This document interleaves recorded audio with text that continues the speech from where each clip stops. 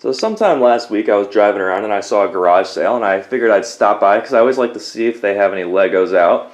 And I almost never find anything because Legos are always the first toy to go at a garage sale because, you know, they're the most popular toy out there.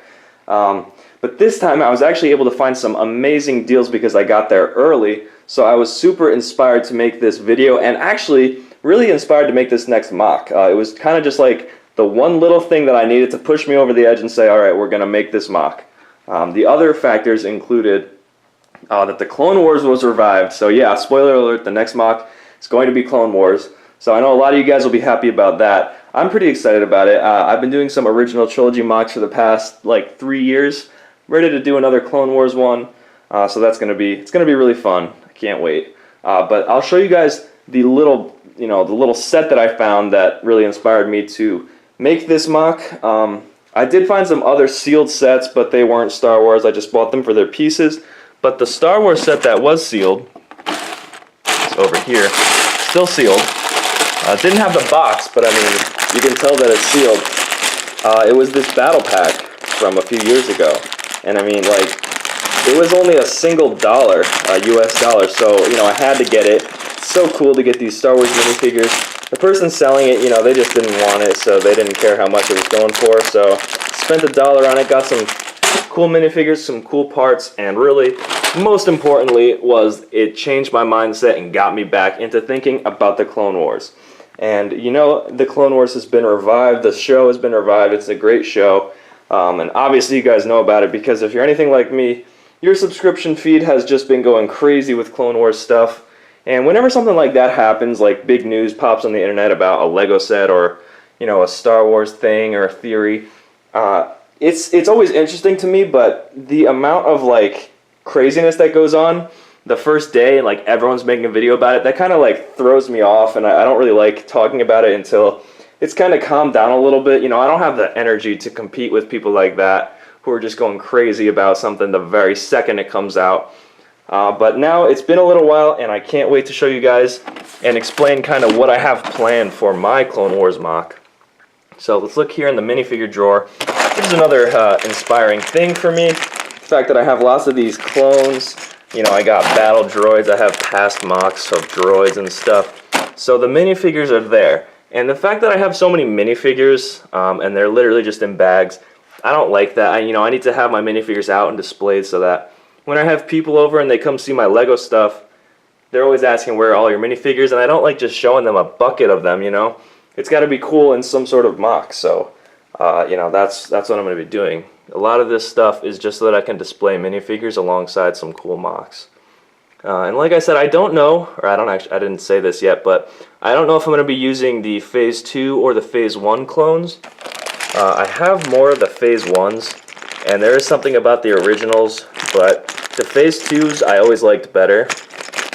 We'll see. Maybe I'll vote on it in the future, or we can discuss it in the upcoming videos, because this will be a series. It's not going to be as big as the Endor mock, which we're going to talk about in a second. The Endor mock is continuing, obviously. This new mock is going to be going side by side, but the main aspect of this new mock is going to be a UCS AT-TE. So that's another walker. I'm a huge fan of the Star Wars walkers. Any chance I get to build one in minifigure scale is something that I always want to jump on, and I really can't wait to do it. Like, I'm actually very, very excited for it. I think I have a lot of the pieces, which is another reason why I'm excited, because, it's always good when you can build something without spending a ton of money on it. But, that's going to be pretty cool, and that's going to be the main focus of the mock. It's not going to be as big as Endor, like I said. I will be building some sort of landscape around it. And speaking of that, this is kind of the funny part. I don't actually have a plan for what planet it's going to be on or what sort of landscape I'm going to build, which, probably sounds a little bit weird because people always have that sort of stuff planned out from the beginning. But I want you guys to know that this mock is going to be basically an AT-TE mock with a landscape as sort of the secondary aspect of it. So I'm not expecting a landscape to be crazy complicated. It's just there to kind of, make the AT-TE look even better. So that's what it's going to be. That being said, I don't want to spend a ton of money on landscape parts, which means, I have a ton of rock pieces. So let's see. ever since I built Megiddo, I bought so many of these rocks back in the day that I've just never been able to use them all again. Like, I still build huge mountains. I don't know if you guys even really saw this, but there are giant mountains behind all of my MOCs that I still build, and I still have buckets of these. So maybe I'll build some rocky planet. I am kind of bored of doing that, so hopefully we can look for something another else idea I have soon. Is to use some of these. I got a ton of these tan parts. So anything that I have lots of parts of, I like to think, how can I make that into the new MOC? How can I use that? And I have these, so maybe I can make it on some sort of like desert planet. That might look pretty cool, but I'm not sure yet. I do like the idea of doing this because I've never built a desert planet. I've built so many rocks that it's almost boring for me now. Snow I've done before, grass I'm doing with Endor, so I like to have different, biomes in my builds. So we'll see what I'll build. But the AT-AT, or I'm sorry, the AT-TE is going to be minifigure scale. That's the main goal with everything I build these days. I'll probably have it either fighting some sort of droid force, or there's going to be some other force going on, yeah. I'm not sure how many base plates it's going to be, or if it's even going to conform to like the base plate size. It might just be freeform a little bit. We're all going to have to see about that, but the main announcement is that the AT-TE will be built in UCS scale.